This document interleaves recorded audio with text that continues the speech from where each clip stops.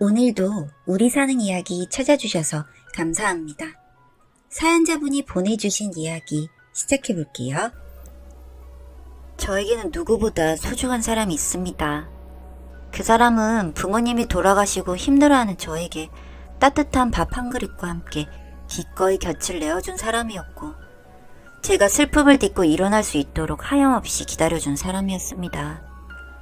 제가 고등학생 무렵 저희 부모님은 갑자기 사고로 돌아가시게 되었고, 저는 하루아침에 고아가 되어버렸습니다.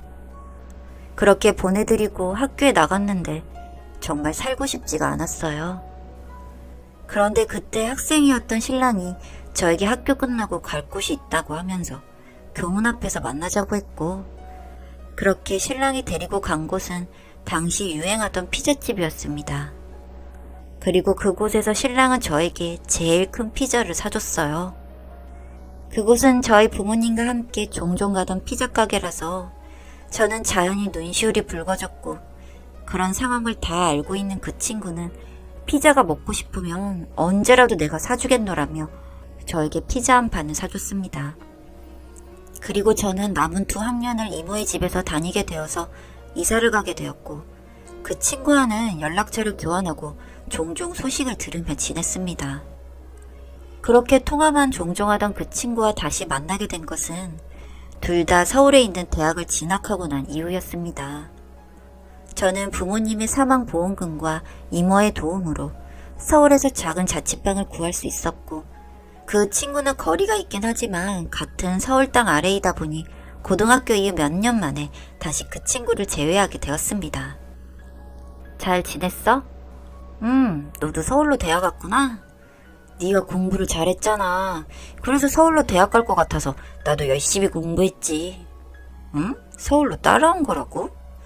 그래, 네가 너무 공부를 잘해서 내가 얼마나 힘들었는지 알아? 혹시라도 네가 서울로 진학한다고 했는데 내가 성적이 모자라서 못 따라가면 안 되니까 나도 너 따라가려고 열심히 공부했지. 그렇게 20살이 되던 해 그 친구의 진심을 알게 되었습니다. 그 친구는 어린 나이에 부모님을 잃은 제가 항상 마음이 쓰였다고 하더군요.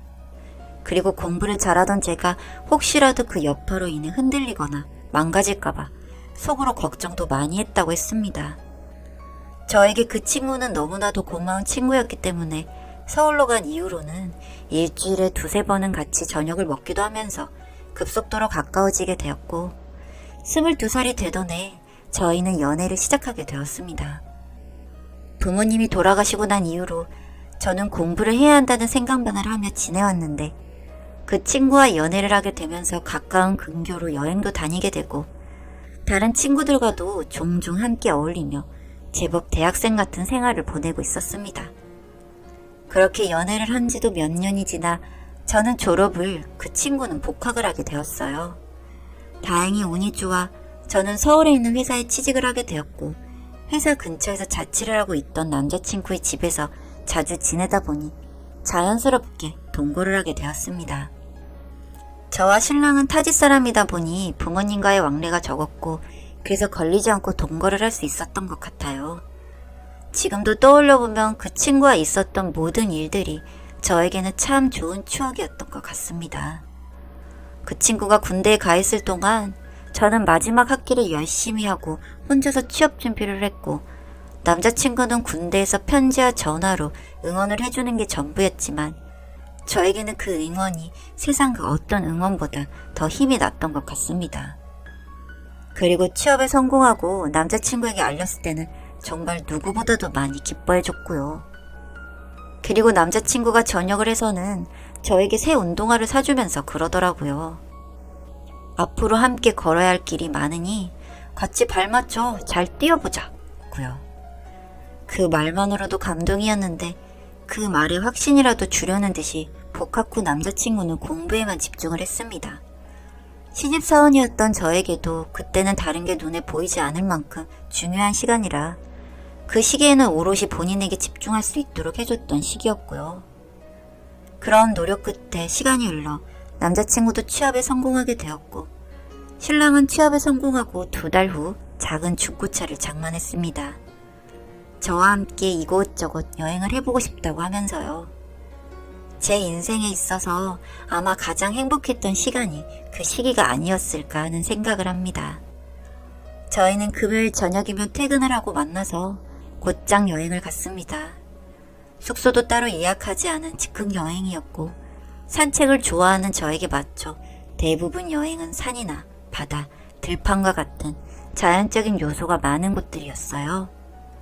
그렇게 여행을 다니다 정말 평범한 어느 날 신랑에게 또 하나의 신발을 선물받게 되었는데 그때 신랑은 저에게 예쁜 구두를 선물해줬습니다. 그동안 편한 운동화 신고 많이 달렸으니 이제 어여쁜 구두를 신고 좋은 곳만 다니자고요. 많이 걸을 일 없이 예쁜 옷 입고 조금만 걸어도 행복한 그런 곳만 다니자고 했습니다. 그게 신랑의 프로포즈였어요. 갑자기 한순간에 고아가 된 저에게 이제 가족이 되어주겠다고 하는 신랑의 프로포즈에 저는 주저앉아 엉엉 울었습니다. 그렇게 울고 나니 현실로 돌아오게 되었고 신랑의 부모님이 걱정이 되었습니다. 많이 반대하실 수도 있을 거라 생각하니 망설여졌습니다. 상처받고 싶지 않아서요. 그런데 또 한편으로는 이 남자와 함께라면 불구덩이라도 함께할 자신도 있었습니다. 그래서 시부모님의 반대를 딛고 결국 결혼을 했습니다. 환영받지 못한 결혼식이라 혼인신고만 하고 식도 못 올렸지만 그래도 저희는 행복했어요. 친한 친구 및 지인들에게 손편지로 결혼 사실을 알리고 소박하지만 집도 조금 더 큰 곳으로 옮기고 저희에게 남은 건 꽃길만 있을 거라는 희망에 가득 차 있었거든요. 그런데 세상은 제가 뜻하는 대로만은 되지 않더군요. 아니면 제가 정말 불운한 인간이어서 그런 건지 어느 날 정말 말도 안 되는 일이 있었습니다. 신혼생활 2년 만에 신랑에게 교통사고가 난 것이었습니다. 부모님도 교통사고로 잃었던 저는 정신을 차릴 수가 없었습니다. 그날은 신랑이 제 생일이라고 퇴근 후 제가 좋아하는 빵집에서 케이크를 사서 급히 오다 빗길에 교통사고가 났던 거였어요. 정말 기도를 했습니다. 그냥 살려만 달라고요. 내 유일한 가족을 또 빼앗아 가지 말라고요. 그런 제 기도가 들리기는 했던지 정말 살려는 주시더군요. 수분 붙어있지만 아무런 소통도 할 수 없는 식물인간으로 말이죠. 하늘이 무너지는 것 같은 슬픔을 채 이겨내기도 전에 사고 소식을 들은 시댁 식구들이 병원으로 들이닥쳤습니다. 시댁 식구들이 온 병원에서 저는 도저히 있을 수가 없었습니다. 사람 잡아먹는 무서운 년. 어머님, 듣기 싫다. 내가 이럴까봐 너네 결혼 반대한 거야. 내 아들 어쩔 거야? 죄송합니다. 그러니까 싫다고 할 때 적당히 떨어져 나가지. 이게 뭐야? 제가 다 잘못했습니다. 죄송합니다. 분해 안 받게 욕심부려서 죄송합니다. 그렇게 병원에 갈 때마다 저는 죄인이었습니다. 부모 잡아먹고 남편 잡아먹은 죄인이요. 그렇게 저에게만 너무 가혹했던 시간들이 흘러갔습니다. 3개월이 되고 6개월이 되고 그렇게 신랑이 병원에 누워있는 날이 늘어가자 시댁 식구들도 하나둘 일상으로 돌아가기 시작하더군요. 그렇지만 저는 일상으로 돌아갈 수가 없었습니다. 그 사람이 너무 그리웠거든요. 그래서 하루도 빠지지 않고 그 사람의 병실에 가서 돌보기도 하고 혼자서 있었던 이야기도 해보고 혼자 말하는 게 지겨워 자는 것처럼 고온히 누워있는 그 사람에게 책을 읽어주기도 했습니다. 시댁 식구들이 다 일상으로 돌아가자 하나 좋은 게 있더라고요. 마음 편히 신랑을 볼 수 있다는 것이었죠. 그렇게 신랑의 옆에 앉아 자리를 지키면서 얼굴을 바라봤습니다. 다시 이 사람의 얼굴에서 표정이란 걸 보고 싶다는 생각을 했고 나에게 신랑과 닮은 아이가 있으면 얼마나 좋을까 하는 생각까지 하게 되었어요. 그리고 저는 그 순간 한 가지가 딱 떠올랐습니다. 그리고 그 길로 저는 병원으로 향했습니다. 남편과 저의 소망을 담아놓은 것이 생각이 났거든요. 남편의 정자 활동성이 떨어지는 상태이다 보니 임신이 힘들 수도 있다고 해서 병원을 다니고 있던 도중 자연적으로 노력해보다가 안 되면 의학의 힘을 빌려서라도 해보자며 신랑의 정자를 보관해둘게 생각이 난 거였습니다. 저는 그렇게 계속해서 시도를 했습니다. 이것마저도 쉽게 되는 게 아니라 2번의 실패를 하게 되니 참 마음이 무너지더군요. 너무너무 간절하고 이게 안 되면 저도 죽어야지 생각하고 있던 차에 세 번째 임신을 하게 되었습니다. 가슴이 터질 것 같았습니다. 저는 이제 신랑의 아이를 만날 수 있고 신랑에게도 아이를 보여줄 수 있게 되었으니까요. 그렇게 저는 신랑을 만나러 병원으로 갔습니다. 여보, 그렇게 누워서 잠만 자면 힘들지 않아? 나 오늘 당신한테 할 말이 있는데. 당신이 들어주면 너무 좋아할 것 같은데. 나 임신했어. 드디어 안정기에 들어갔어. 이제 의사 선생님이 안심해도 될 거라는데 나 왜 이렇게 불안할까? 그렇게 몇 달이 흐르고 이젠 누가 봐도 임산부 티가 나기 시작했습니다. 그동안 시댁 식구들은 한 번도 마주친 적이 없었던 터라 그날도 남편을 만나러 가는 길이었습니다. 병실 문을 열었는데 저는 그 순간 봉변을 당하고 말았습니다. 바로 시댁 식구들이 기다리고 있었으니까요. 임신? 임신이라니? 이 미친년이 병원에서 무슨 짓거리를 한 거야? 어머니, 그게 아니에요. 너 그거 우리 아들애 맞아? 그런 게 가능할 리 없잖아. 아파서 누워있는 애한테 네가 인간이긴 하니? 어머님, 제발 제 말 좀 들어보세요. 그렇게 난동은 간호사 선생님의 중재로 마무리가 되었고 분노에 어쩔 줄 몰라 하시는 시어머니에게 저는 그간의 이야기를 하게 되었습니다. 제 이야기를 끝까지 들으신 시어머니는 저에게 미친년이라며 혀를 차고 병실을 나가버리셨고 저는 그 자리에서 배를 끌어안고 한참을 울었습니다. 그 사건이 있고 나서부터는 신랑을 보러 병원에 가면 수군대는 말소리와 시선을 느껴야만 했습니다. 하지만 전 상관없었어요. 저에게는 지켜야 할 사람이 둘이나 되었으니까요.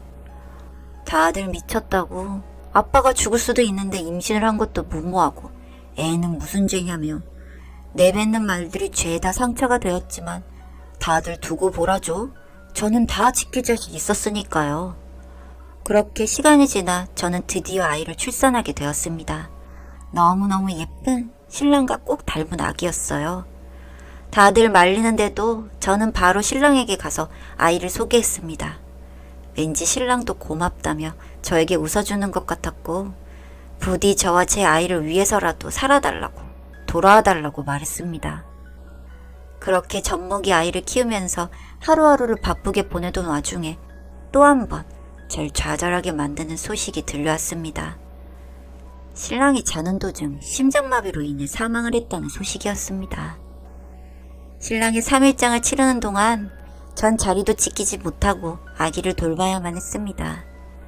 마음이 찢어지는 것 같았지만 신랑과 제 사이에 아기가 있으니 아마 신랑도 만나러 가지 못하는 절 이해해 줄 거라고 생각했습니다. 그러던 중 시어머님이 찾아오셨습니다.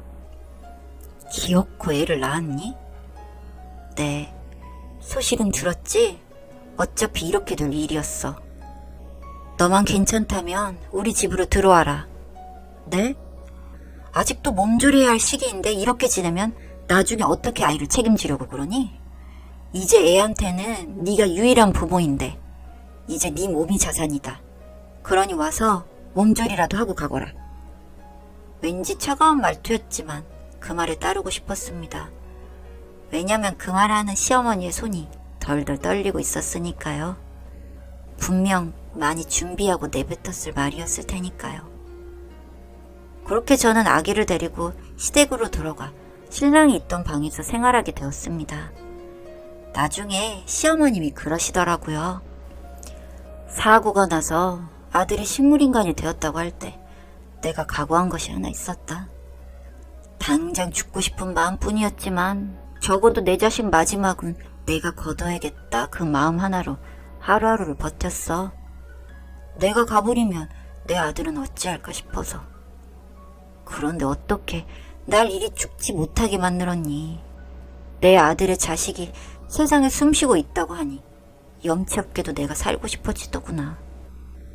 그렇게 날 살린 너와 손주이니 부디 불편한 없게 편하게 지내라.